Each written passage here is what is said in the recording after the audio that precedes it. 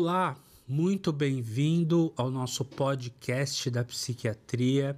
Estamos de volta no ano de 2024 com uma série aí interessante aqui para esse ano, sobre vários assuntos relacionados à dependência química, comorbidade, saúde mental e etc. Quero agradecer a sua audiência, deixar aqui um feliz ano novo para todos que nos acompanham. E hoje nós vamos começar com chave de ouro, porque eu trouxe aqui uma pessoa especial com quem eu trabalho já há algum tempo, que é o professor Dr. Quirino Cordeiro. O professor Quirino, ele é professor adjunto da Santa Casa, professor adjunto também do Departamento de Psiquiatria da Unifesp, foi secretário de Políticas sobre Drogas do Ministério da Cidadania, coordenador de saúde mental do Ministério da Saúde, é diretor do Hub de Cuidados de Crack e Outras Drogas, integrando os serviços de políticas públicas para a Cracolândia aqui na cidade de São Paulo, no estado de São Paulo, e com quem eu tenho trabalhado aí nesses últimos anos. Quirino, cara, muito obrigado mesmo da sua presença aqui, né? Eu sei da sua importância nesse cenário, né? E ter você aqui nesse bate-papo, assim, enobrece e me deixa bastante orgulhoso do seu aceite aqui em estar aqui. Muito obrigado e bem-vindo. Muito obrigado, Cláudio. Eu que fico muito contente de estar aqui com você no seu podcast. Eu tenho acompanhado o seu trabalho de divulgação de informações para a população em geral. Esse é um trabalho de grande relevância, muito importante. Cada vez mais a sociedade possa receber informações de qualidade. É isso que você tem feito. Então, para mim é uma alegria muito grande estar aqui nesse momento com você. Então, muito obrigado pelo convite e parabéns pelo trabalho. Eu que agradeço, Quirino. Bom, nós vamos falar hoje sobre crack e Cracolândia, né? Bom, Quirino, a gente está aí na estrada já há um bom tempo, né? Eu, você, né? As pessoas com quem a gente trabalha, né? E a gente tem aí várias histórias de sucesso, né? De desafios que a gente enfrentou, né? A gente pode dizer que a gente teve alguns insucessos, alguns sucessos, né? Eu queria começar por aí, assim, né? Da sua trajetória, desde coordenador, né, de saúde mental, né, como gestor em políticas públicas, como professor e como gestor também de serviço, assim, né? Quais as experiências que você acha que funcionou e aquelas que você acha assim, olha, esse caminho não é bem por aí, a gente testou, porque não é um problema para amadores isso, né? E quem diz que sabe da fórmula não sabe direito do tamanho do problema, né? Então é um desafio para a gente, para os governos, para todo mundo, né? Sem dúvida, esse é um cenário extremamente desafiador, né? O cenário de buscar estratégias, ações, intervenções para dar conta de todos os problemas relacionados às cenas abertas, uso de drogas, ações para cuidar dessas pessoas e resgatar essas pessoas para uma nova vida longe das drogas e longe desse cenário dramático que essas pessoas vivem.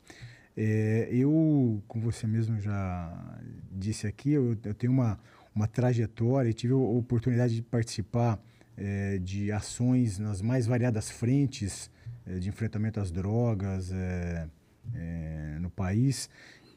Estive 6 anos em Brasília, por exemplo, e é interessante, Cláudio, porque o que me motivou, por exemplo, a ir para Brasília foi que eu, enquanto médico, psiquiatra, enquanto gestor de serviços direcionados a pessoas que apresentam quadros de transtornos mentais, dependência química, eu vinha vivenciando situações que não me agradavam. Eu tive experiências, vivenciei situações e que eu falei, olha, eu preciso buscar fazer algo além do que eu estou fazendo por aqui. Por exemplo, o que me incomodava muito antes de ir para Brasília era que eu enxergava situações em que as pessoas que apresentam transtornos mentais, dependência química, essas pessoas não encontravam tratamento que estivessem de acordo com as suas reais necessidades. Infelizmente, o que nós vimos tendo durante bastante tempo aqui no Brasil, Cláudio, é que nós vimos tendo políticas públicas direcionadas e norteadas por questões ideológicas muito fortes, pouco baseadas em questões técnicas, científicas, e que por isso não davam o tratamento, não ofertavam assistência de maneira apropriada aos pacientes. Por exemplo, nós vimos tendo no Brasil um fechamento de leitos psiquiátricos de uma maneira muito contundente, e o que acabava acontecendo era que pessoas que estavam em situação de risco e que precisavam de tratamento em regime protegido não encontravam. Eu, por exemplo, fui diretor de alguns serviços de saúde mental aqui em São Paulo, antes de ir para Brasília, serviços esses ligados à Faculdade de Medicina da Santa Casa, ligados à Unifesp, Universidade Federal de São Paulo, a SPDM, e eu enxergava essa situação. E aí eu falei, caramba, não é possível que nós, no Brasil, vamos continuar tendo essa desassistência, não porque nós não temos condições, não porque nós não temos recurso para ofertar algo melhor para os pacientes, mas sim porque nós vimos tendo uma política pública baseada em questões ideológicas. Então, acho que uma das primeiras questões que eu já queria trazer aqui para a nossa conversa é que nós não podemos mais aceitar no Brasil que políticas públicas, que oferta de cuidado às pessoas que apresentam transtornos mentais de dependência química não sejam baseadas, norteadas por questões técnicas, por questões científicas e sim por questões ideológicas. E quando eu fui para Brasília, basicamente o que eu busquei fazer foi redirecionar as ações, as políticas públicas de oferta de cuidado às pessoas com transtornos mentais de dependência química, buscando criar uma rede de cuidado a essas pessoas que fosse ampla, que fosse diversificada e que atendesse efetivamente às necessidades das pessoas. Ou seja, uma pessoa com quadro clínico mais leve, de mais fácil manejo, de menor complexidade, sim, essa pessoa precisa e deve ter acesso a serviços de cuidado de base comunitária, ambulatórios, CAPs. Entretanto, pessoas com quadros clínicos mais graves, que estão em situação de risco ou colocando outras pessoas em risco, essas pessoas sim precisam receber tratamento em regime protegido, serviços de qualidade, mas que estejam disponíveis para essas pessoas. Não cabe mais aqui a gente falar que todo hospital é um manicômio, que toda comunidade terapêutica é um lugar que se viola direito. Pelo contrário, violação de direito está em o indivíduo precisar de um cuidado e o poder público não ofertar esse cuidado. Aí sim está a violação de direito. Então, resumindo aqui, nessa frente de assistência, de cuidado, que é onde nós dois militamos bastante, já há bastante tempo, acho que uma questão muito importante, né, é a gente se basear cada vez mais em questões técnicas e menos em questões ideológicas. E esse daí talvez seja o grande caminho para a gente seguir nesse enfrentamento ao problema das drogas e da Cracolândia, nessa frente de tratamento. Acho que essa linha geral, né, assim, para mim faz muito sentido, né? Porque eu costumo dizer assim, né, que política pública de uma nota só, né, não funciona, né, assim, por um problema tão complexo que envolve desde questões médicas, sociais, familiares, enfim, né, todos os problemas que a gente sabe, tráfico, violência e etc, né? E também eu percebo, na linha do que você está falando, assim, né, eu também atuo muito na área particular, né? Assim, metade do meu tempo aí eu estou atuando também na rede privada, né? E a gente vê que são dois pesos e duas medidas, né? Porque quem tem dinheiro tem acesso a essas coisas que você falou, a essa diversidade, a esse menu de opções. Agora, por que quem não tem dinheiro, né, e que depende do serviço público, não tem esse acesso, né? Então, acho que isso é uma coisa que para mim é segregatória, inclusive, né? E não inclusiva, não abrangente, nada disso, né? Assim, porque a gente assiste isso, eu vejo isso na prática. Assim, eu atendo um paciente no, no, que passa nos nossos serviços aí que são parceiros, né? São praticamente aí um único serviço, né? A unidade de recomeço Silvestre, o Hub, e um paciente que passa no meu consultório particular de um nível de classe social mais elevada, né? Sim.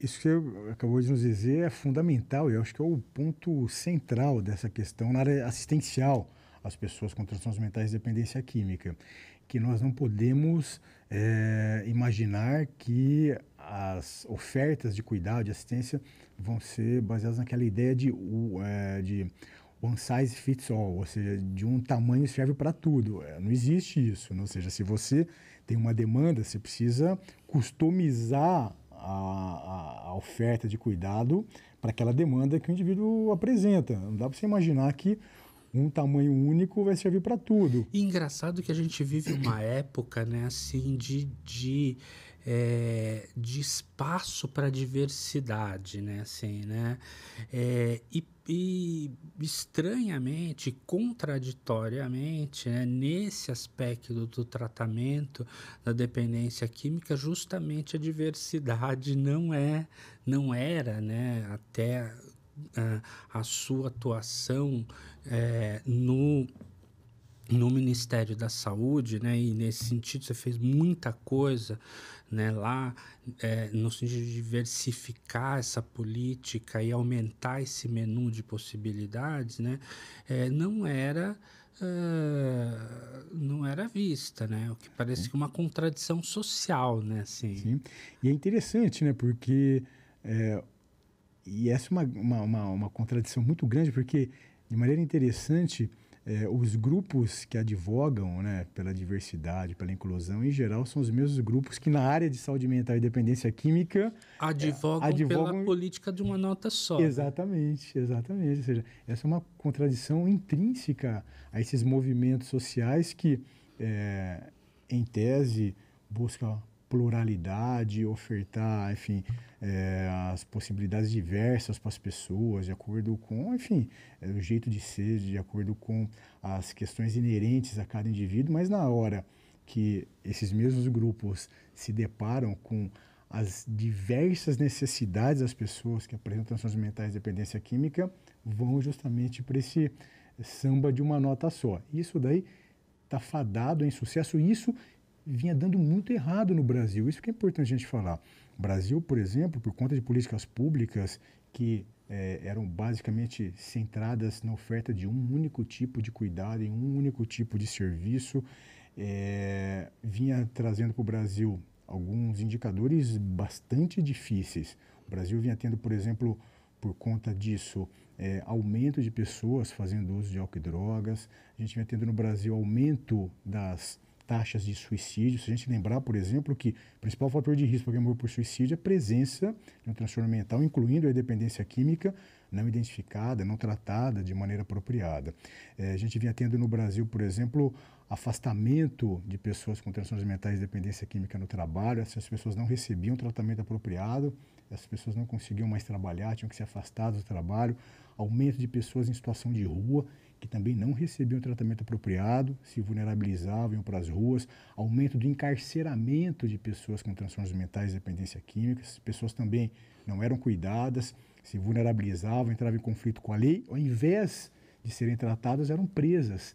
Ou seja, a gente percebe assim uma situação que é inaceitável. Ou seja, ao invés de você ofertar um tratamento em regime de internação e colocava na internação uma pecha que não faz o menor sentido, que é um tratamento que viola direitos e tal, e aí você não ofertava, quando era necessário, internação para essas pessoas, por exemplo, essas pessoas então com quadro clínico agudizado, essas pessoas se vulnerabilizavam, entravam em conflito com a lei, ao invés de você internar, você prendia essas pessoas.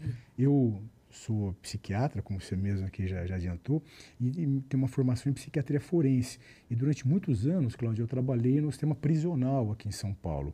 E no sistema prisional aqui em São Paulo, existem algumas unidades prisionais, por exemplo, penitenciária de Franco da Rocha, que tem alas inteiras com pessoas com transtornos mentais graves. Essas pessoas justamente são fruto de políticas públicas equivocadas que vinham acontecendo no passado. Essas pessoas, novamente, não eram tratadas, entravam em conflito com a lei e eram presas. Ou seja, então, o que acabava acontecendo era que alguns grupos que supostamente defendiam direitos dos pacientes... É engraçado, né? Que assim, defende a desinstitucionalização daqui para lá, né? Exatamente. Ou seja, e aí essas pessoas que supostamente eram defensoras dos pacientes impunham políticas públicas que, no final das contas, acabavam levando dor, sofrimento, aprisionamento e morte a essas pessoas. Então, nós não podemos mais... Essa é uma questão que, para mim, é muito clara e está no centro de qualquer política pública de assistência às pessoas com transtornos mentais e dependência química, que nós tirarmos, então, esse eixo que vinha durante muitas décadas no Brasil, norteando as políticas públicas de saúde mental e dependência química, que eram baseadas em questões ideológicas, de entendimento, para políticas públicas baseadas, sim, em questões técnicas, científicas e se valendo de dados, né? Nós acabamos de ver aqui, infelizmente, nós vemos sendo no Brasil indicadores muito ruins. Essa é uma outra questão também que é importante quando a gente fala de política pública, não é, Cláudio? Que, assim, se existem indicadores ruins, não é possível se continuar insistindo nisso. Ou seja, se esse caminho está mostrando problemas, a gente vai continuar nesse caminho esperando que os problemas desapareçam. Essa é uma sessão, engraçado, né, que não faz o menor sentido. É justamente para isso que você tem indicadores, né? Assim, os indicadores são para nos, vamos dizer assim, balizar aí, né, o que a gente está fazendo, se está funcionando ou não, né? Você sabe que, assim, eu tive... algumas semanas atrás, eu tive participei de um podcast junto com um ex-subprefeito da Sé, né? De uma época atrás, né? O André Matarazzo, né? E a gente estava tendo uma conversa que o que pode ser feito, assim, né? E não foi um podcast de um outro... e o entrevistador nos diz assim, olha, o que pode ser feito, né? Nesse podcast, a gente começou a dar respostas para o entrevistador do que poderia ser feito. E eu saí do podcast com a impressão assim, né? Puxa, a gente tem mais respostas do que a gente pode imaginar, assim, né? A gente sabe, né, muita coisa. A gente não sabe muita coisa, eu falei que é um desafio, mas a gente também sabe muita coisa, né? Do que pode ser feito, do que não pode ser feito, do que funciona, do que não funciona. E apesar disso, né? Muita coisa não é feita, né? Assim, a gente ou é feito pela metade, né, assim, não é feito de modo integral, né, assim, e às vezes, né, assim, né, tem aquele ditado que o diabo mora nos detalhes, né, e aí eu quero dizer que nas políticas públicas também eu acho que isso deve ser diferente, né, assim, né, quer dizer, não dá para você pegar uma evidência e adaptar essa evidência, né? Você tem que ir no detalhe, você tem que fazer o que manda o figurino, né? Você acha que é por aí, talvez, que a gente tem falhado, né? A gente aplica o que a gente sabe, mas talvez a gente dá uma adaptada, assim, uma licença poética em política pública que tem, vamos dizer assim, sido prejudicial para a própria política pública? Essa é uma reflexão extremamente interessante, Cláudio. Eu comungo dessa impressão. Voltando um pouquinho ao que nós vimos conversando, então, por exemplo, oferta de leitos, né? Existe na literatura médica, psiquiátrica, internacional, inclusive nacional, há trabalhos realizados aqui no Brasil também mostrando que redução de leitos psiquiátricos, por exemplo, tem um impacto direto no aumento das taxas de suicídio. Isso daí tem vários artigos científicos mostrando que redução de leitos psiquiátricos tem um reflexo importante no aumento da população carcerária de pessoas com transtornos mentais e dependência química. Inclusive, tem até um nome esse fenômeno que chama curva de Penrose. Penrose foi um pesquisador britânico que fez seus primeiros estudos nos Estados Unidos e que demonstrou isso. E essa é uma realidade que tem sido identificada em várias situações. Redução de leitos psiquiátricos com aumento do encarceramento de pessoas com transtornos mentais e dependência química. E é interessante porque, em que pese isso, ou seja, essa é uma evidência clara, infelizmente nós temos ainda muitos grupos, e muitos grupos não são só grupos da sociedade civil, não, são grupos que estão no poder público e que ainda advogam, por exemplo, pelo fechamento de leitos psiquiátricos. Então, tudo isso para dizer que essas pessoas não se valem da ciência, de indicadores para tomar decisões. E é interessante porque é uma questão que vale a pena a gente também se debruçar sobre ela. Cláudio, eu tive uma experiência, como já comentamos aqui, de ficar 6 anos em Brasília, 2 anos no Ministério da Saúde, 4 anos no Ministério da Cidadania. E quando nós vamos implementar ações na área de políticas públicas, é preciso ter coragem. É preciso ter coragem para o debate, para o enfrentamento. E muitas vezes isso acaba sendo um problema, porque para você implementar políticas públicas, muitas vezes você precisa de decisões políticas, e muitos políticos às vezes não querem pagar o preço do enfrentamento. Então, às vezes, acabam tentando acomodar algumas situações, né, em que pesem eles têm a clareza de que, olha, precisava avançar em determinada direção, mas por questões de pressão política, por questões de não terem uma intenção muito clara de fazer certos enfrentamentos, de bancar certos debates sociais, as pessoas às vezes acabam fazendo pela metade. Adaptações, exatamente. Né? Acabam acomodando, acabam adaptando algumas coisas, e as coisas acabam não saindo do jeito que efetivamente deveriam sair. Então, eu não tenho dúvida de que isso que você está trazendo é uma questão central também na execução de políticas públicas, que implementar as coisas do jeito que efetivamente elas têm que acontecer. Muitas vezes o remédio para os problemas dessa magnitude que nós temos, por exemplo, como cenas abertas, uso de drogas, às vezes o remédio é amargo, mas ele tem que ser ministrado. Caso contrário, a gente não vai conseguir vencer o problema, a gente não vai conseguir ajudar na cura do problema. É. Agora, por falar em coragem, né, querida? Você acha que isso é uma coisa que não te faltou, né? Aliás, eu até, os nossos amigos, a gente pensa assim, como que o Quirino consegue fazer aí tanta coisa, né? Assim, né? É, assim, você é extremamente ativo e você enfrentou problemas aí desses debates que você falou, né? Com oposições acirradas, assim, né? Recebendo críticas pesadas, né? Eu vivi isso, tive em Brasília algumas vezes com você e vi, né, assim, isso acontecendo, né?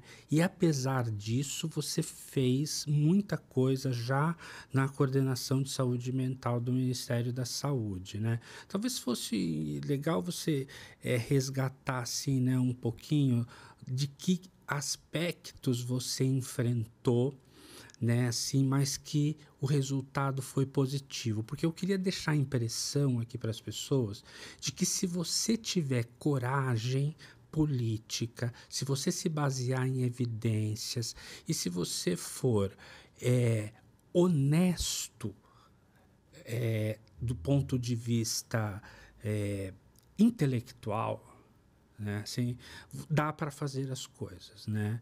E você fez isso, assim. Então, assim, das principais coisas que você fez no Ministério da Saúde, no Ministério da Cidadania como secretário, né? Assim, quais foram os principais embates e o que você avançou, né? Para as pessoas precisam saber disso. Sim.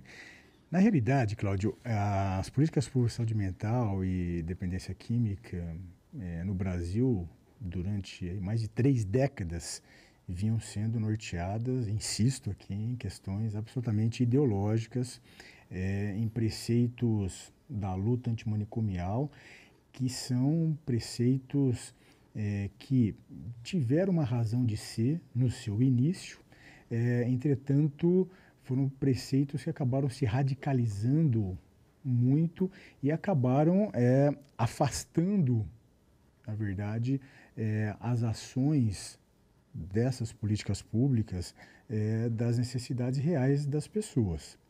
Então, o que nós vimos tendo no Brasil por conta disso era uma grande desassistência às pessoas com transtornos mentais e dependência química, porque as pessoas não vinham recebendo tratamento de acordo com as suas reais necessidades.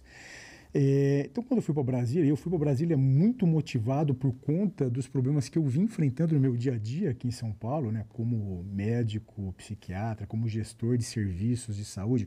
Eu vivenciava na pele os problemas dos meus pacientes, das famílias dos meus pacientes, problemas nos serviços por onde eu passava. Então, quando surgiu a oportunidade de ir para Brasília, eu agarrei essa oportunidade na hora. Quase que sem titubear. E acabei indo para Brasília.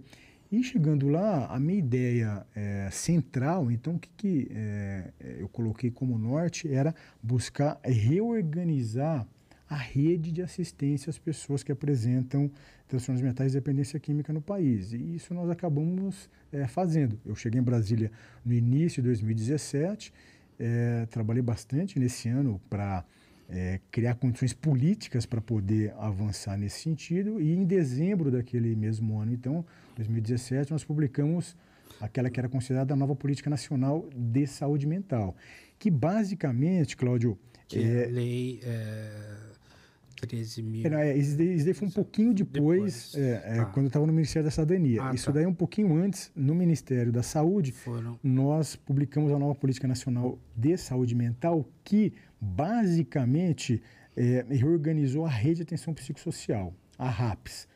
Então, só para que os amigos que estão nos acompanhando possam entender, as pessoas com transtornos mentais e dependência química são atendidas em serviços que compõem uma rede assistencial, que é composta por distintos serviços. E quando essa rede foi criada, serviços importantes como hospitais psiquiátricos, ambulatórios de saúde mental, hospitais-dia, esses serviços foram excluídos da rede. E o seu fechamento começou a se intensificar Brasil afora. Então, leitos psiquiátricos começaram a ser fechados, hospitais dia, ambulatórios, até ambulatório.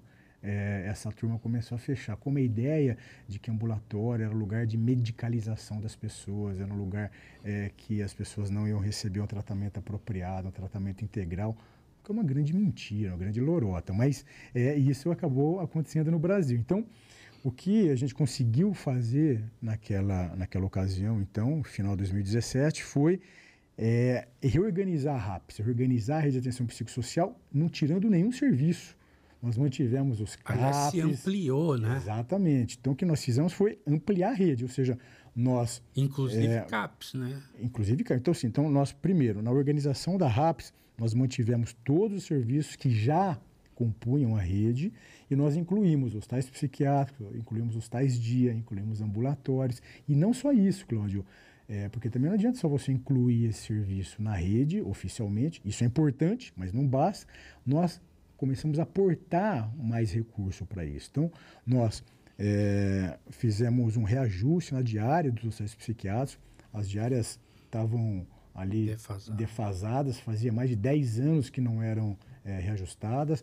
Nós começamos a colocar recurso para financiar ambulatórios de saúde mental no país. Começamos a ter uma política de buscar fazer com que houvesse um aumento de ambulatórios de saúde mental, né, no país, com financiamento público federal, porque não adianta só você falar, olha, eu sou favorável a ter ambulatório. Não, você precisa colocar dinheiro para isso, e nós fizemos isso.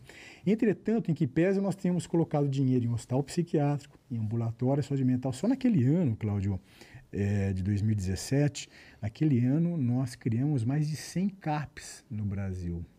E é interessante porque nós criamos mais serviços do que vinha sendo criado nos últimos anos. Em relação aos CAPs. É engraçado, né, querido, que a gente tem uma, assim, você, eu, o nosso grupo, assim, né, tem uma pecha, né, que tentam colocar na nossa cabeça, né, assim, de que a gente é a favor do manicômio, né, quantas vezes você, eu, né, o Ronaldo, Clarice, nosso grupo, enfim, aí foi acusado, né, assim, de ser a favor de manicômio, né? Assim como se a gente quisesse retroceder séculos, né? E fazer coisas que não foram legais no passado. Sim. E que a gente não tivesse trazido nenhum aprendizado, né, disso, né? E o que você fez mostra exatamente o contrário disso, né, assim, mas é o tal que eu odeio esse termo, né, assim, da narrativa, né, assim. Exatamente. Eles criam uma narrativa, né. E é interessante, né, Cláudio, nesse aspecto, porque além dos CAPs, né, que nós criamos muitos CAPs, mais de 100 CAPs naquele ano de 2017, nós também criamos em toda a história das políticas públicas de saúde mental no Brasil. Naquele ano de 2017, nós criamos a maior quantidade de residências terapêuticas, dos serviços residenciais terapêuticos, são os SRTs, que são serviços que recebem pessoas que são moradores de hospitais psiquiátricos, que estão institucionalizados durante muitos anos. Na perspectiva, né, que nós temos e nós comungamos dessa ideia de que o hospital psiquiátrico é importante, mas não é um lugar para ninguém morar. Ninguém tem que morar em um hospital psiquiátrico. Então, assim, nós ampliamos o financiamento para as residências terapêuticas, criamos muitas residências terapêuticas para facilitar com que moradores dos hospitais psiquiátricos pudessem sair dos hospitais psiquiátricos. Porém, essa que é a grande diferença, é que a ideia não é que essas pessoas saiam dos hospitais psiquiátricos e os leitos sejam fechados, os hospitais psiquiátricos sejam fechados. Não. A ideia é que o hospital psiquiátrico não é lugar para ninguém morar, mas ele é extremamente importante para dar tratamento apropriado para pessoas que apresentam quadros agudos, pessoas, por exemplo, que têm um quadro psicótico e está numa situação de risco para si ou para outra pessoa, uma pessoa que está com um quadro importante de risco de suicídio e que se essa pessoa não for tratada num regime protegido, essa pessoa tem um risco iminente de morrer de morrer por suicídio. É o que vem acontecendo no Brasil. A gente vem tendo aumento importante e não é só do suicídio, né? Assim, é morrer de overdose, morrer de Sem usar droga, dúvida. morrer de violência, morrer porque está fora do domicílio. Sem E isso é dúvida. morrer porque usa droga. Então, assim, a internação involuntária, ela acabava sendo, assim, vamos dizer, invalidada, né, única e exclusivamente para, sei lá, risco de suicídio. E como se usar droga, né? Então, atendi ontem, assim, um paciente que é, no consultório particular, que ele ficou fora do domicílio um tempão, voltou para casa, não queria mais falar comigo, não queria mais nada, e queria voltar para a rua, e etc. Quer dizer, essa pessoa corre risco, né? Assim, eu posso te dizer assim, que eu perdi paciente, não foi um, né? Eu perdi paciente que morreu dentro de um hotel ali na Cracolândia, paciente de classe média alta, né, que foi para lá e morreu dentro de um hotel usando crack, droga de overdose. Quer dizer que o uso de droga, só o uso de droga, contumaz nessa gravidade, não é indicação de internação involuntária, né? É uma temeridade, né? E não é verdade isso, né? As pessoas morrem porque usam droga, né? Não é porque elas têm intenção de se matar, né? É porque a droga mata, né? Sim, e isso dialoga já diretamente com esse segundo momento que eu fiquei em Brasília, né? Então, nesse momento no Ministério da Saúde, nós mudamos a política de saúde mental e depois, em 2019, então eu fiquei no Ministério da Saúde, 17, 18, com essas mudanças na política de saúde mental, e depois, em 2019, eu fui para um outro desafio, que foi trabalhar nas políticas públicas de enfrentamento às drogas num novo ministério que estava sendo criado naquele ano, o Ministério da Cidadania. Lá eu fiquei durante 4 anos. E no Ministério da Cidadania, Cláudio, nós, para alinharmos as mudanças que fizemos anteriormente no Ministério da Saúde, a nova Política Nacional de Saúde Mental, em 2019, aí lá no Ministério da Cidadania, para alinharmos, então, o atendimento às pessoas com transtornos mentais, com as pessoas com dependência química, nós fizemos mudanças também na política nacional sobre drogas. Publicamos um decreto presidencial 9761, que mudou a política nacional sobre drogas. E, basicamente, no que diz respeito à oferta de tratamento, a ideia foi justamente, tal qual fizemos para as pessoas com transtornos mentais, fizemos também para as pessoas com dependência química, ampliando a rede assistencial a essas pessoas, incluindo aí esses outros serviços e incluindo outras possibilidades de cuidado. Incluímos nessa grande rede de apoio, de oferta, de cuidado, de assistência às pessoas com dependência química, por exemplo, grupos de mútua ajuda e apoio familiar. Também existia uma resistência muito grande de pessoas que militavam nas políticas públicas sobre drogas, em aceitar, por exemplo, a ação, o cuidado, a ajuda de grupos como Alcoólicos Anônimos, Narcóticos Anônimos, Amor Exigente, Pastoral da Sobriedade, enfim, grupos extremamente importantes e que têm eficácia comprovada de resultados. Já que a gente está conversando sobre políticas públicas e baseadas em evidências, existem evidências científicas robustas da eficácia das abordagens de grupos baseados nos 12 passos, como Narcóticos Anônimos, Alcoólicos Anônimos.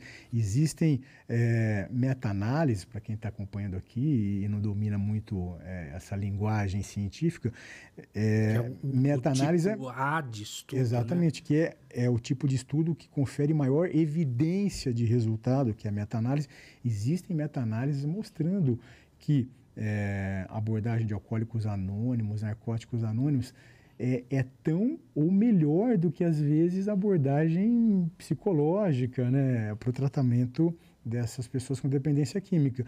E grupos que estavam conduzindo as políticas públicas no Brasil sobre drogas, muitas vezes rechaçavam essas abordagens. Então, o que nós fizemos na nova política nacional sobre drogas foi também buscar ampliar a rede de cuidado às pessoas com dependência química. E uma coisa que nós fizemos bastante naquela ocasião foi investir para ampliação de leitos em clínicas terapêuticas. Naquela ocasião, o governo federal financiava cerca de 2.000 leitos, nós passamos para cerca de 17.500 leitos, ou seja, nós ampliamos de maneira significativa, né, a oferta de leitos para as pessoas com dependência química em comunidades terapêuticas, mas ampliamos também a oferta global de cuidado e de serviço para essas pessoas.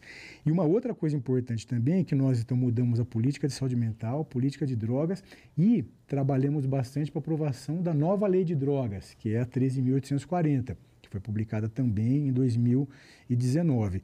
E aí, no meu entendimento, né, também dialogando com o que você acabou de nos trazer, foi pela primeira vez, então, contemplada a possibilidade de internação involuntária para pessoas com dependência química, independente da existência ou não de comorbidade psiquiátrica, porque foi o que você disse. A dependência química sozinha ali, ela mata, né? O indivíduo não precisa apresentar um quadro psicótico, um risco de suicídio para ele morrer, por conta da dependência química.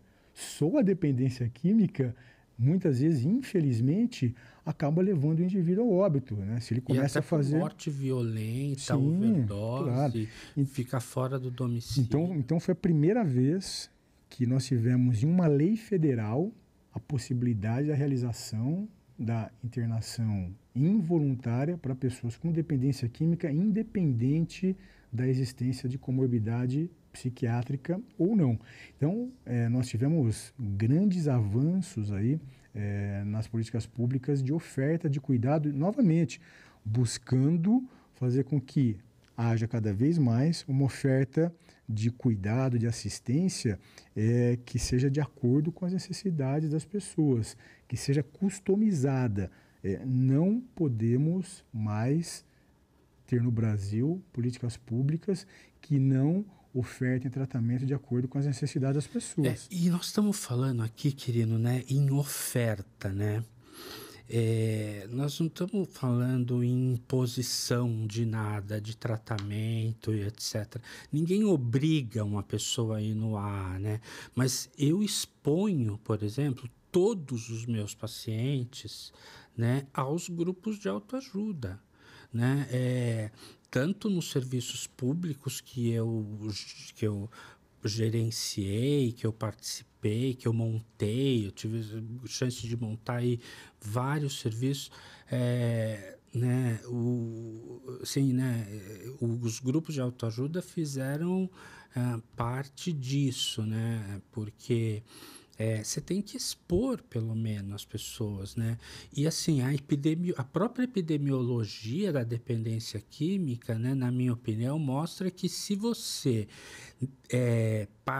depender única e exclusivamente de um tratamento formal para a dependência química, né, não vai dar conta. Sem dúvida. Não vai dar conta, né? Quer dizer assim, por que a gente não pode usar de um recurso social gratuito que funciona, né? E que é extremamente capilarizado. Se a gente pegar grupos de mútua ajuda, grupos anônimos, como Narcóticos Anônimos, Alcoólicos Anônimos, os grupos anônimos de apoio às famílias, né? Então, Alanon, Naranon, esses grupos estão presentes em quase todo o Brasil, né? Grupos como, por exemplo, Federação de Amor Exigente, Pastoral da Sobriedade, Cruz Azul no Brasil, enfim, aí tem uma infinidade de grupos que ajudam as pessoas e as famílias dessas pessoas. Isso é fundamental. E nós tínhamos, infelizmente, né? Eu falo aqui em São Paulo, onde eu vivenciei muito de perto as ofertas ou desassistência e a não oferta de cuidado às pessoas, antes de ir para Brasília, eram bastante comuns as situações em que, por exemplo, vários CAPs aqui em São Paulo, não permitiam que grupos de mútua ajuda entrassem lá dentro. Ou seja, que era um grande absurdo, né? Que é basicamente a ideia, né, de privar as pessoas de tratamento que o técnico ali, que o profissional acha que não é pertinente, né? Não dava nem a chance da pessoa escolher. Eu aproveito essa ocasião até para fazer um paralelo com uma coisa que a gente está bastante envolvido agora, que é o Hub de Cuidados em Crack e Outras Drogas, esse novo serviço do governo do Estado de São Paulo, que busca ajudar as pessoas em situação de vulnerabilidade social, em situação de rua, que frequentam cenas abertas e uso de drogas aqui no município de São Paulo. Lá no Hub, por exemplo, você tem acompanhado bastante isso, nós temos buscado cada vez mais ouvir as pessoas e ofertar o tratamento levando muito em consideração a demanda do indivíduo. Se o indivíduo chega ali para mim e fala, olha, doutor, eu já tentei fazer um monte de tratamento aqui, eu estou em situação de rua, caramba, eu estou num quadro grave, eu não consigo parar de usar droga, caramba, eu estou muito mal, eu preciso ir para um lugar onde eu possa ficar num ambiente protegido e, com isso, daí buscar iniciar o meu processo de recuperação. Eu não aguento mais ficar aqui. Se eu continuar aqui, eu vou morrer. Eu estou numa situação de grande precariedade. Isso daí tem sido um dos principais balizadores para a gente ofertar, por exemplo, a internação lá no Hub. Ou seja, não é busca ativa que você faz, as pessoas vão lá. Que eu acho que isso é uma coisa, assim, importante de parar aqui e salientar, né? Assim, essa ideia de que o usuário de crack não quer ajuda nunca, né? É claro que a motivação dele flutua. Ora ele quer, às vezes ele não quer, né? Mas quando ele quer, é uma janela de oportunidade. Né? Sem dúvida. E você está me dizendo assim, né? A gente vê isso, né? A grande demanda, nossa, é espontânea. São pessoas que vão lá pedindo ajuda. Exatamente. Essa foi uma questão interessante na criação do Hub, né? Do Hub de Cuidados em Crack e Outras Drogas. É que nós, quando estávamos iniciando o serviço, tínhamos uma ideia de que, caramba, nós vamos ter que ir lá nas cenas abertas de drogas, mobilizar as pessoas. Nós até fazemos isso, né? Nós temos equipes de abordagem de rua que vão até as cenas abertas de drogas, buscar mobilizar as pessoas para que elas possam ser levadas até o Hub para começar o seu tratamento. Entretanto, nós fomos quase que pegos de surpresa, porque a imensa maioria das pessoas que chegam até o Hub chegam de maneira absolutamente espontânea e buscando internação, né? Buscando tratamento em regime protegido, porque estão numa situação de total penúria e grande sofrimento, situação de risco, e essas pessoas buscam o tratamento. E o que nós percebemos é que, infelizmente, nós tínhamos em São Paulo uma situação de grande desassistência, de pessoas desassistidas. E quando nós abrimos as portas, efetivamente, desse novo serviço para internação, nós fomos invadidos pelas pessoas. Não é que nós tivemos que ir na rua para pegar as pessoas. Novamente, nós também começamos a fazer isso. Mas o fato é que nós começamos a receber essas pessoas que nos procuravam de maneira absolutamente espontânea, mostrando duas questões. Primeiro, uma deficiência de oferta de serviços nessa linha de internação, de oferta de serviços em locais protegidos. E uma outra questão também que mostra para a gente é justamente isso que você acabou de dizer, que as pessoas que têm dependência química, muitas vezes que estão em situação de rua, de vulnerabilidade, essas pessoas também estão em busca de ajuda, de cuidado. E uma questão relevante nesse aspecto, nesse cenário, é que se nós pegarmos, por exemplo, o NIDA, né, que é o National Institute on Drug Abuse, que é o principal instituto ali que organiza políticas públicas no mundo, né?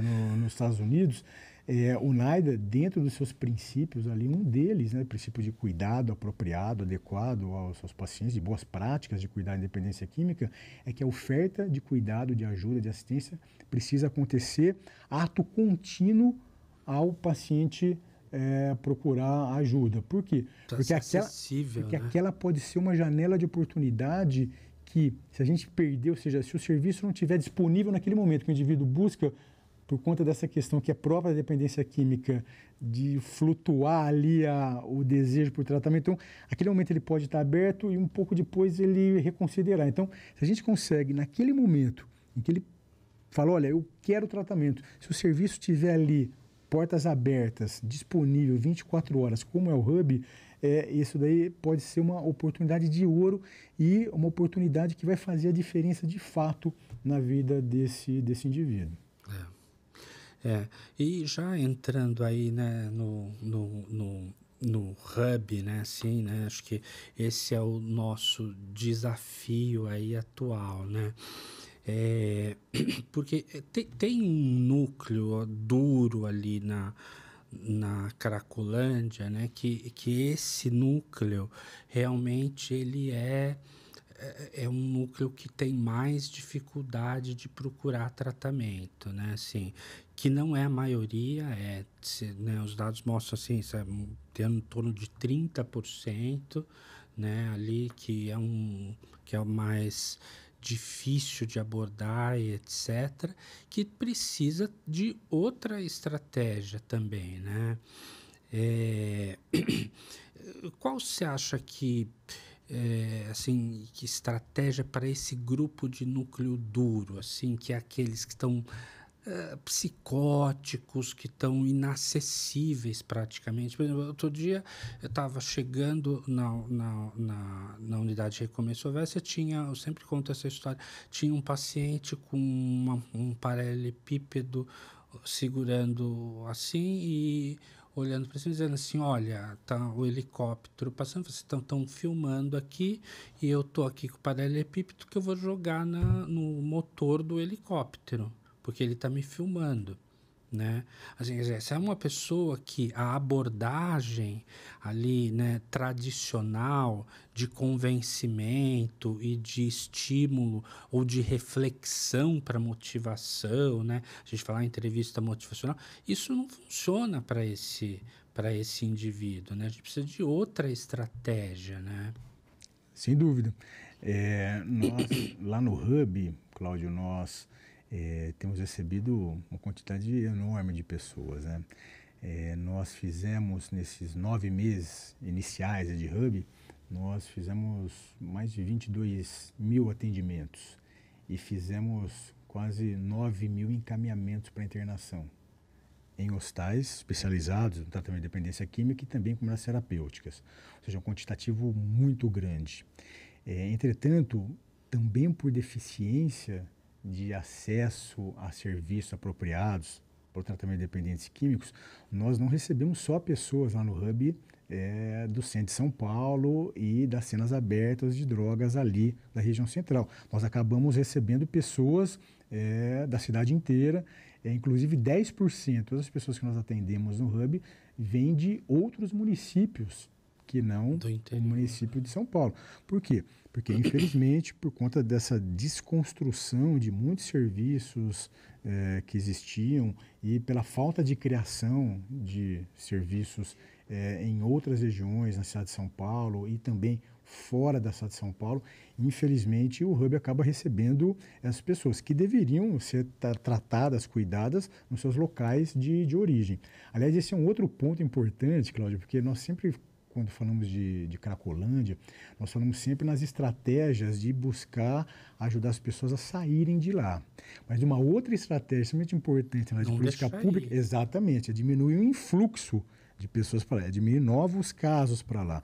Então, além das ações voltadas especificamente para cenas abertas de drogas, para a Cracolândia, nós precisamos também olharmos e termos ações de oferta cada vez mais apropriada, de cuidado para as pessoas nos seus territórios. Parte considerável, por exemplo, das pessoas que estão ali no grande fluxo hoje da Cracolândia aqui em São Paulo, parte considerável dessas pessoas, aliás, a maior parte dessas pessoas são oriundas da Zona Leste, por exemplo, da capital aqui de São Paulo. Caramba, então a gente precisa ter serviços cada vez mais resolutivos ali na Zona Leste. Para quê? Para que a gente possa cuidar dessas pessoas, para que essas pessoas não acabem tendo um quadro clínico tão grave que faça com que elas acabem indo para a Cracolândia. Então, esse é um outro grande desafio que nós temos. No que diz respeito a essa questão específica do núcleo duro, esse é um ponto fundamental, né? Tem uma pesquisa que tem sido feita de maneira repetida com essa população, que é o Lecuca, né, que é conduzido pelo professor Ronaldo Laranjeira, pela professora Clarice Madruga, lá da Unifesp. E eles têm encontrado, nesses últimos anos, pessoas que estão lá na Cracolândia há mais de 5, 10 anos, né? E que formam, então, esse núcleo duro da Cracolândia. Com certeza, aí, a intervenção tem que ser outra, né? Políticas e ações só de convencimento talvez não deem conta. Talvez para quadros mais graves, muitas pessoas apresentam quadros psicóticos, quadros psiquiátricos já associados ao quadro da dependência química. Ou mesmo a dependência química num nível tão elevado, sim, cuja crítica já está esteja completamente comprometida. Nesses casos, sem dúvida alguma, ações mais contundentes para abordagem dessas pessoas, para que elas possam ser encaminhadas para o tratamento, precisam ser realizadas. E isso dialoga diretamente com o que nós vimos conversando no início desse podcast, é que o poder público precisa bancar esse debate na sociedade, né?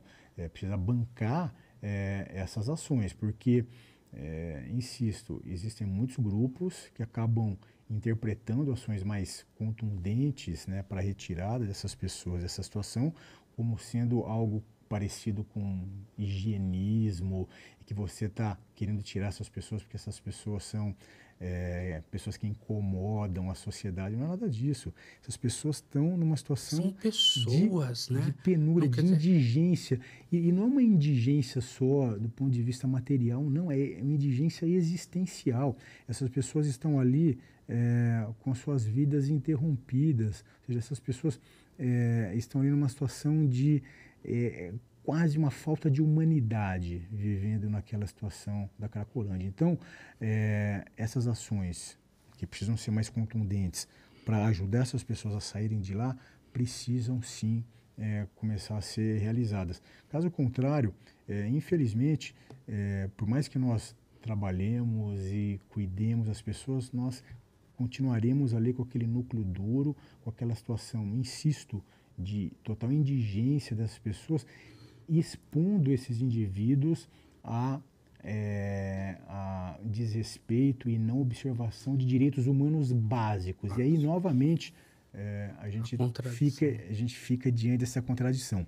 Alguns grupos que supostamente são defensores dos direitos humanos, direitos das pessoas, compactuam com essa situação onde há violação clara de direitos humanos, pessoas vivendo numa situação de indigência humana total ali na Cracolândia. Agora, assim, né, o que incomoda os outros é asfalto esburacado, né? Assim, pessoas em situação de indigência, né, incomodam as pessoas em situação de indigência. Em primeiro lugar, mais do que o outro, né? Assim, né? E incomoda o outro por ver um seu igual, né?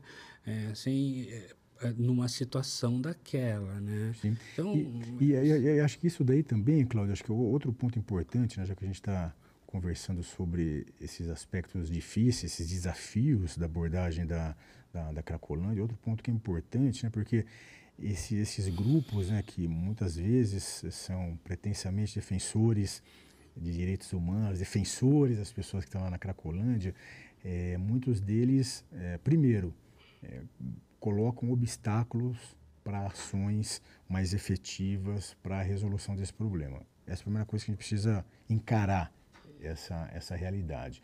E a outra, essas pessoas acabam executando ações políticas, estratégias de trabalho ali com as pessoas da Cracolândia que não contribuem efetivamente para que essas pessoas saiam da Cracolândia, mas que permaneçam ali. Então, esse daí também é um outro ponto importante, porque existem muitas ações que, num primeiro momento, podem parecer benéficas que vão ajudar essas pessoas, mas pelo contrário, essas ações fazem com que, na verdade, essas pessoas permaneçam ali.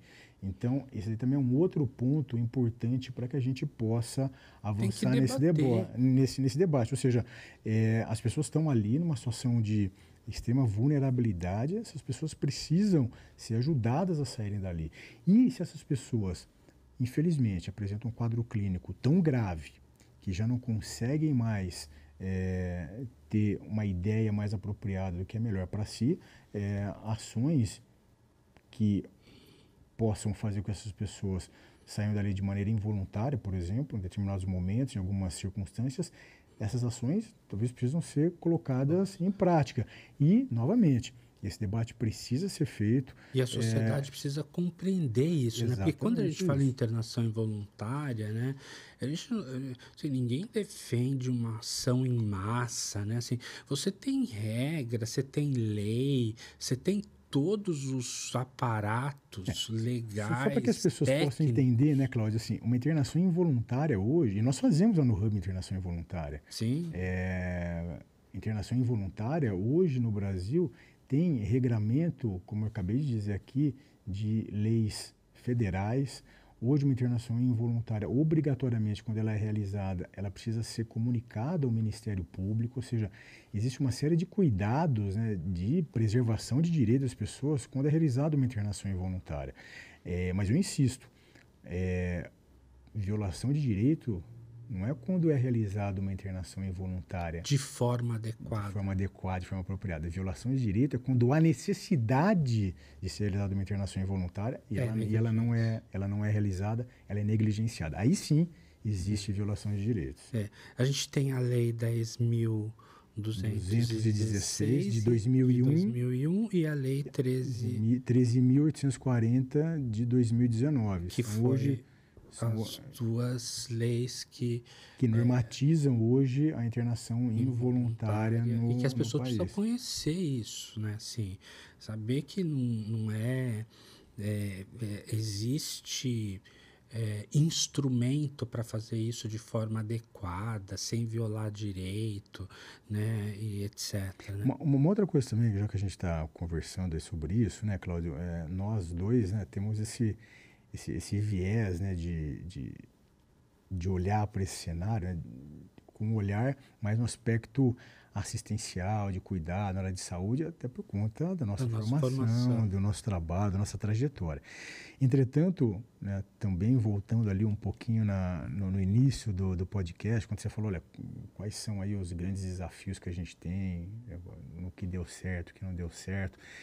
Uma coisa que é importante, né, é que as ações de cuidado na área de saúde estejam necessariamente articuladas com outras ações. Claro. Por exemplo, ações de suporte na área social, né? Então, isso é uma coisa que a gente tem tentado fazer cada vez mais lá no Hub, porque, por exemplo, a gente encaminha o indivíduo para a internação. Isso é importante? Isso é fundamental. O indivíduo ir para uma internação hospitalar ou ir para uma internação com uma terapêutica. Entretanto, quando esse indivíduo sai da internação, quando ele recebe alta, é muito importante, nesse indivíduo, por exemplo, que está numa situação de rua na Cracolândia, que ele possa, exatamente, que ele possa ser encaminhado, que a gente possa ajudá-lo a ficar numa moradia assistida, numa casa terapêutica, numa república terapêutica e, junto com o tratamento em saúde, também ter um tratamento, um suporte na área socioassistencial, com capacitação para o trabalho.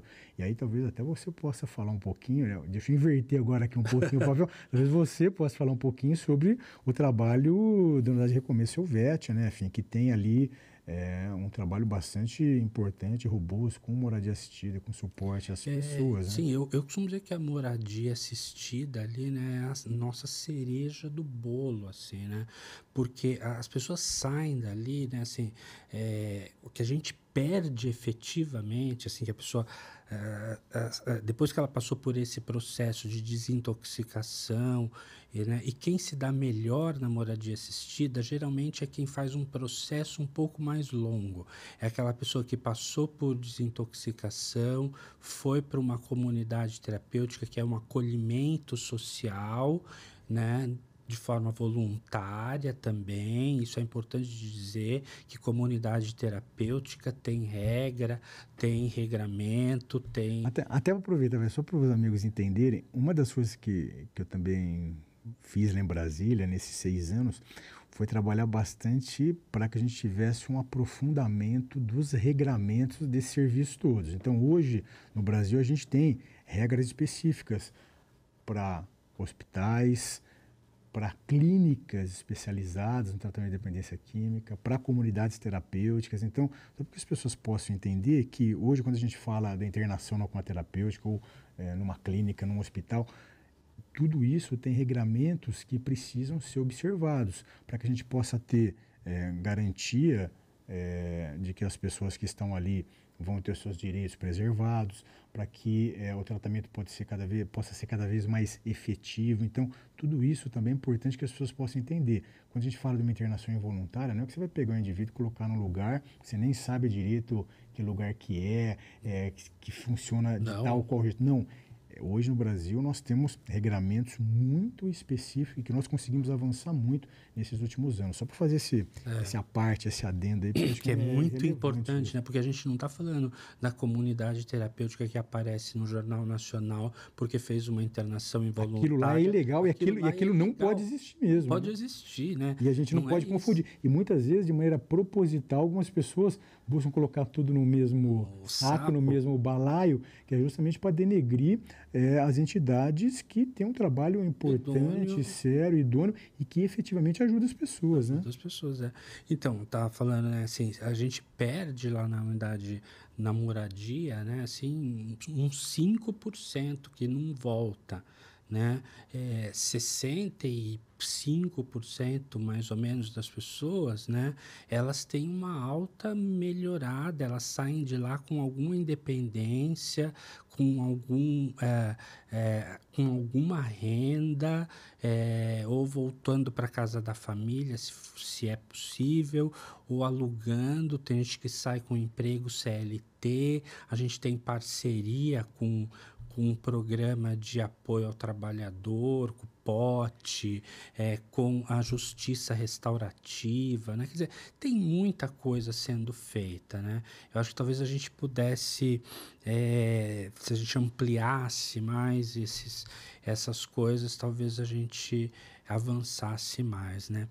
Mas, querido, infelizmente a gente chegou aqui no nosso limite de tempo, né? Mas eu queria terminar isso aqui dizendo assim que eu sou um otimista, assim, inveterado, assim, né? Tanto por isso que eu tô nessa área e milito, assim, né?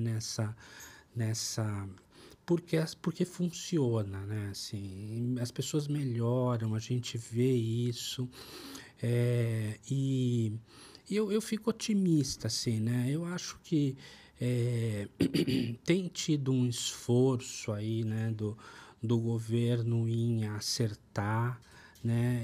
Eu acho que ninguém nega, nem no próprio governo, que a coisa é difícil, né?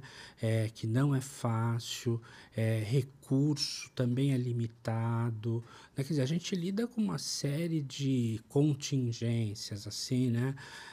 Para lidar com esse problema, mas eu acho que eu tenho certeza que a gente pode daqui a algum tempo sentar aqui de novo e contar mais histórias bonitas, né? Como você contou aí da sua trajetória aí em Brasília, né, nos serviços que você gerenciou e etc., e que a gente vai ter dados assim, com orgulho do Hub, da Unidade de Recomeço Helvécia e dessa nova RAPS, assim, né, que vai sendo aos poucos consolidada, né? Sim.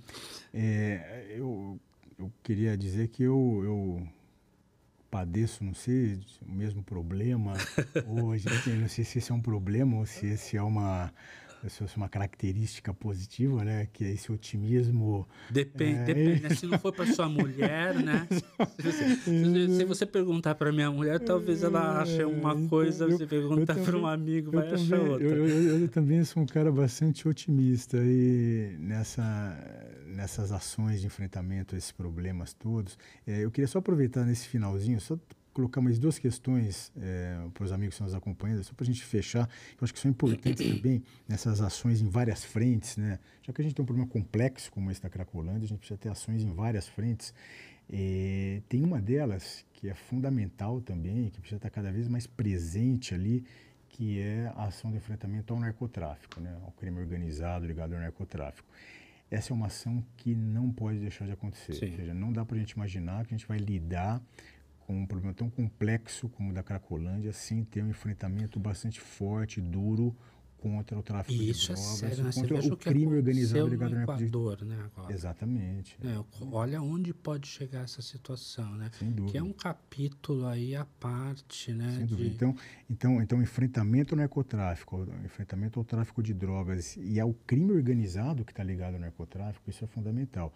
É importante a gente ter uma ideia, quando a gente pensa hoje no crime organizado, hoje no Brasil, que acaba realizando as ações do narcotráfico, são organizações criminosas hoje extremamente fortes, extremamente articuladas, que realizam crimes hoje transnacionais. Hoje, se a gente pegar as principais organizações criminosas no Brasil que realizam o tráfico de drogas no país, realizam tráfico de drogas em vários países, participam do processo de produção, de tráfico, de venda, ou seja, e inclusive em parceria com outras organizações criminosas de outros países, ou seja, fazer o enfrentamento disso é fundamental. Sem a gente conseguir fazer isso, as ações na Cracolândia com certeza vão ser muito mais difíceis. E fica com aquela sensação de enxugar gelo. E essa é uma questão importante, né, Cláudio? Porque quando a gente conversa sobre ação policial, ações de inteligência, de enfrentamento ao tráfico de drogas, mas especificamente nas ações policiais, muitas pessoas acabam vindo com um discurso de que não, a dependência química é um problema de saúde, a Cracolândia é um problema de saúde. É verdade, é um problema de saúde. Nós conversamos aqui nesse podcast só sobre isso, né? Basicamente centrado sobre isso. Então, é realmente um problema de saúde complexo, difícil, que envolve questões sociais. Entretanto, é também um problema de segurança pública. Não dá para a gente desconsiderar isso, porque senão a gente não vai avançar no enfrentamento aos problemas da Cracolândia. E uma outra questão também que eu queria só colocar aqui, porque eu acho que é importante, isso faz parte de como a sociedade, ou pelo menos algumas parcelas da sociedade, têm enxergado a ocupação do espaço público. Isso também é uma outra questão importante. Existem algumas parcelas da sociedade, alguns grupos da sociedade que encaram o espaço público como sendo um espaço que pode e deve ser ocupado por todos. Até aí não é problema. Entretanto, como o espaço é público, a ocupação tem que se dar o maior nível de respeito possível, porque dependendo do jeito que eu ocupo o espaço público, eu vou acabar levando problemas, prejuízo a outras pessoas. Então, quando a gente pensa, por exemplo, em cenas abertas de drogas, uso de drogas em espaço público de maneira absolutamente descontrolada, o que infelizmente acaba acontecendo é que existe aí um desrespeito às pessoas que não estão ali fazendo uso de drogas. Ou seja, se você tem uma área da cidade, por exemplo, que ela é quase que destinada a isso, né? Um lugar onde se tem total leniência, condescendência ao uso de droga, à venda de droga, à compra de drogas, há pessoas que ficam ali diuturnamente ocupando aquele espaço, se valendo daquilo como se fosse um espaço privado, fechando ruas, fechando acesso, Isso daí é uma violação do direito das outras pessoas. A partir do momento que você tem um grupo formando uma cena aberta de droga em determinado lugar, você impede o uso daquele lugar por outras pessoas. E se o espaço é público, é de todas. Não é só daquelas pessoas que estão ali fazendo uso de drogas. Então, claro que todo mundo tem direito ao uso do espaço público, que é de todos. Porém, eu não posso me valer do uso do espaço público e privatizar aquilo. Você sabe que eu vou te contar uma história engraçada, assim, né? Que eu fui multado na esquina da rua Elvésia com a rua Dino Bueno, numa época em que ali circulava uma Cracolândia circulava por ali, né? Mas teve uma ação que, enfim, eles espalharam e eu passei com o meu carro ali, nessa esquina da rua Elvésia com a Dino Bueno, né? Num lugar onde estava tradicionalmente impedida a rua de passar. O farol, o semáforo, tinha um plástico preto assim, né? E eu fui multado, né? Ali, porque eu passei no semáforo, né? Numa coisa assim, né? Numa época aí que estavam numa política que qualquer um podia multar e etc, né? Obviamente eu recorri da multa e deu tudo certo e tal, né? Mas chegou esse absurdo, assim, né? Mas eu gastei bastante saliva, assim, né? Para expressar minha indignação, né? Assim, de você ter um espaço público tomado, né? E num momento ali de um momento pontual, assim, né? Em que deu para passar ali, eu fui multado. Essa é uma coisa interessante, porque assim, não é possível nós imaginarmos, né, a construção de uma sociedade em que há o respeito, né, pelas pessoas, em que espaços públicos sejam sitiados, né, pelo uso de drogas, pelo narcotráfico, lugares da cidade onde não se possa passar, lugares da cidade onde não se possa ir, porque esse é outro ponto importante também das Cracolândias, né, Cláudio, é que, inclusive o professor Ronaldo Laranjeira e a Clarice, dessas pesquisas aí lá nas cenas abertas de drogas, identificaram que mais de 50% das pessoas que frequentam esses lugares acabam conseguindo dinheiro por meio de atividades ilícitas, principalmente por meio de crimes contra o patrimônio, roubo, furto. Então, essas regiões do entorno dessas cenas abertas de drogas também acabam ficando bastante violentas e com risco para as pessoas que circulam ali. E se imagina o prejuízo econômico que isso traz, assim, para o centro de São Paulo, que é um lugar maravilhoso, assim, né? Que era digno de turismo, né? Isso está acontecendo direto agora, né? Centros comerciais, o Hub, por exemplo, fica ali, né? Próximo agora do maior fluxo ali da Cracolândia, né? Que hoje está ali na Rua dos Protestantes e que é super próximo, por exemplo, da Rua José Paulino, que é uma rua assim conhecida nacionalmente por ser uma rua ali com lojas, né, de venda de roupas, de acessórios. Eletrônicos, você tem tudo ali. Aí depois, né, enfim, você tem, né, a Santa Efigênia. Fora ali na Santa Efigênia, que é ali perto também, uma rua, uma região ali inteira, né, de lojas que vendem produtos eletrônicos, ou seja, a gente precisa também olhar, né, para o entorno ali do sofrimento, para a cidade como um todo, né? Como você disse, a região central da cidade de São Paulo, principalmente agora, mais recentemente, nessa migração da Cracolândia, dessas cenas abertas de drogas, recentemente saiu uma reportagem na imprensa falando justamente sobre isso, né? Que a migração desse principal fluxo da Cracolândia, por onde passava, deixava um rastro de destruição, né?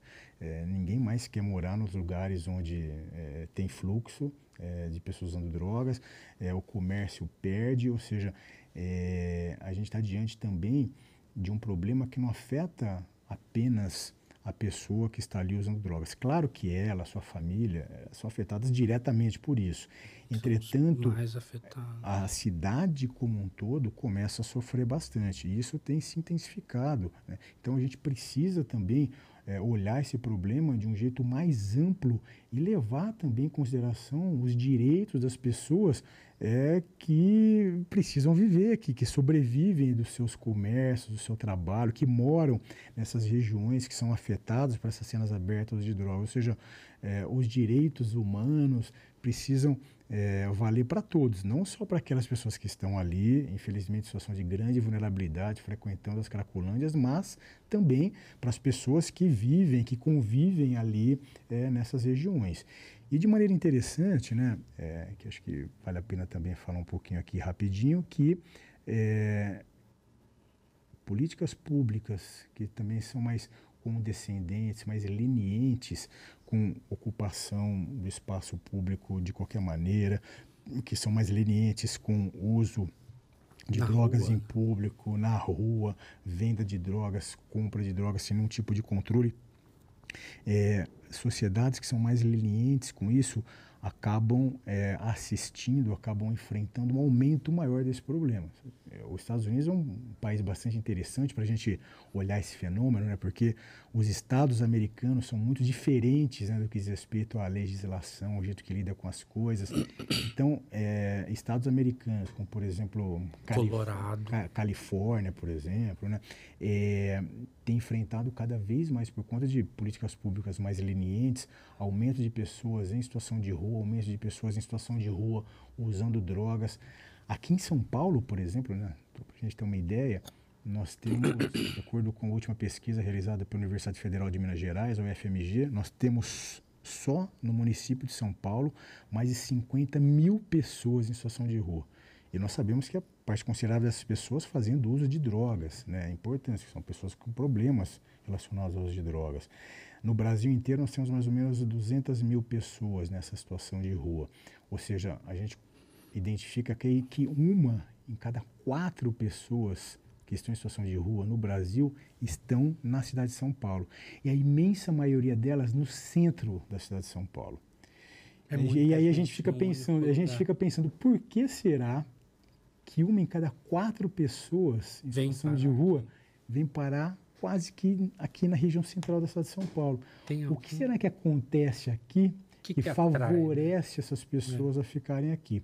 Então, se a gente não tiver também esse entendimento mais amplo, que a questão das drogas, não estão relacionados só àquelas pessoas que frequentam ali a Cracolândia, mas é um fenômeno muito mais amplo, a gente vai ter dificuldade de enfrentar esse problema. Então, voltando aí, por exemplo, para a questão do cenário nos Estados Unidos, né? Então, estados mais lenientes com essas questões todas, como por exemplo a Califórnia, tem enfrentado cada vez mais um aumento de pessoas em situação de rua, pessoas usando drogas em situação de rua. E em estados, né, onde isso não acontece, por exemplo a Flórida, Texas, nós temos um cenário totalmente diferente, né? Final de 2022, eu tive a oportunidade de ir para os Estados Unidos. Eu fui para Washington, ainda com trabalho pelo Ministério. Eu fui para Washington e depois fui para Miami, lá na Flórida. Washington era impressionante, assim, né? A quantidade de pessoas em situação de rua, vivendo em barracas, nas praças. Já em Miami, por exemplo, não vi nada desse tipo. Claro que esse é um fenômeno muito complexo, tem várias questões envolvidas, mas o jeito que a sociedade ali, do jeito que aquele grupo social encara o uso do espaço público, a aceitação de alguns comportamentos no espaço público, também é fundamental, é central para o enfrentamento desses problemas, né? Bom, eu sou obrigado a dizer aqui, né, que essa entrevista tem um conflito de interesse, assim, né, porque eu sou um admirador do seu, né, e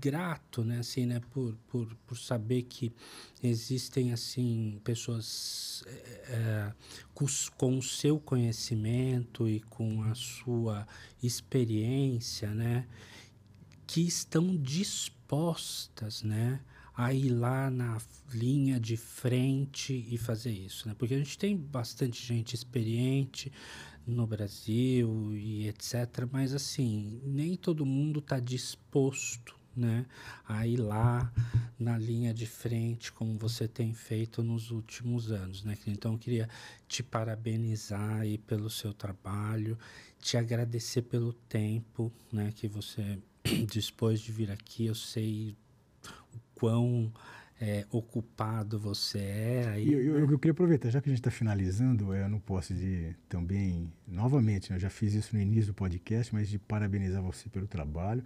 E agora, já que a gente terminou a nossa conversa aqui, de agradecer a você. Você me ajudou em várias empreitadas dessas aí que eu participei. Mas inicialmente, mas finalmente agora nesses últimos momentos lá no Hub, né, o senhor foi figura fundamental aí para a criação desse novo serviço. Você me ajudou bastante também quando fui diretor de um outro serviço ligado à SPDM, lá no Hospital Cantareira, Cantareira. lá em Brasília. Enfim, a gente sempre esteve junto aí nessa caminhada. Então, É eu um sou prazer, é um também prazer. um admirador seu e sou muito grato por toda a ajuda que você, enfim, acabou me dando aí nessa caminhada. Não, Então, sempre é muito bom estar caminhando com você. Obrigado. tamo junto. Muito obrigado, querido. Agradeço extremamente. Quero agradecer as pessoas que nos acompanharam, né? Vocês viram que, assim, a conversa flui aqui. Eu fico com... Daria pra ficar aqui horas falando com o Quirino. Ele tem muita experiência e muita coisa para acrescentar para a gente. Acho que foi extremamente produtivo esse podcast, né? Acho que a gente conseguiu passar, assim, por muitos pontos nevrálgicos, né? Sem meias palavras, né? Então, muito obrigado, querido, mais uma vez. Muito obrigado a Obrigado. você que nos acompanhou até aqui e até uma próxima. Tchau, tchau.